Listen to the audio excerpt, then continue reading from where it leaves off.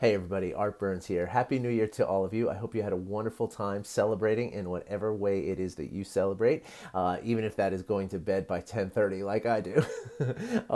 So self-awareness is very, very key to mindfulness, right? And it's very valuable in the sense that, knowing ourselves in a non-judging way is super, super helpful in many ways. And one of those ways is stress reduction, right? When we have a strong and vivid sense of self-awareness, which we get through mindfulness practices, right? Mindfulness is all about just kind of, looking into ourselves and being present with what's happening in ourselves, and we get to know ourselves better that way, right?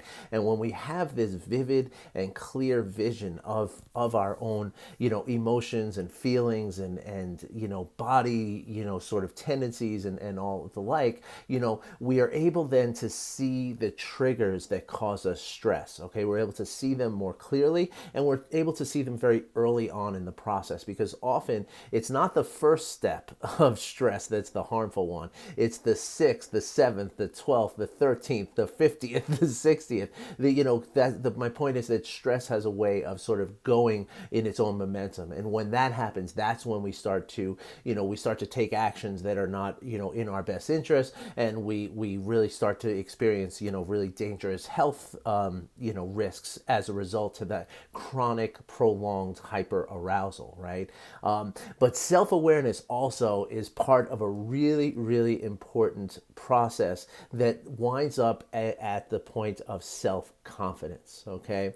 And I'm going to tell you how this works. So, self awareness, right, the ability to see ourselves, right, very, very clearly, is the next step from self awareness is self assessment, okay? And when self awareness leads to self assessment, then we can really be honest and open and very clear about what our strengths are, but also what our weaknesses are. Okay, and once we can do that, once we can hold those weaknesses in as much of a non-judging awareness as we can hold our strengths, then we have true self-confidence, right? Because self-confidence is about, allowing your ego to rise when it's appropriate, but then letting your ego sort of take a back seat when that's appropriate, right? And we can only do that when we can accurately assess our strengths and weaknesses, right? And so self-awareness, these practices that we do every day in mindfulness will lead to this self-awareness, which will then lead to a proper self-assessment,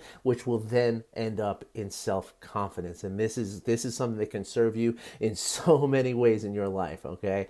But even better than that, there's a next step, and that's what I'm going to tell you about tomorrow. So have a great day, and I wish you well. Talk to you soon. Bye-bye.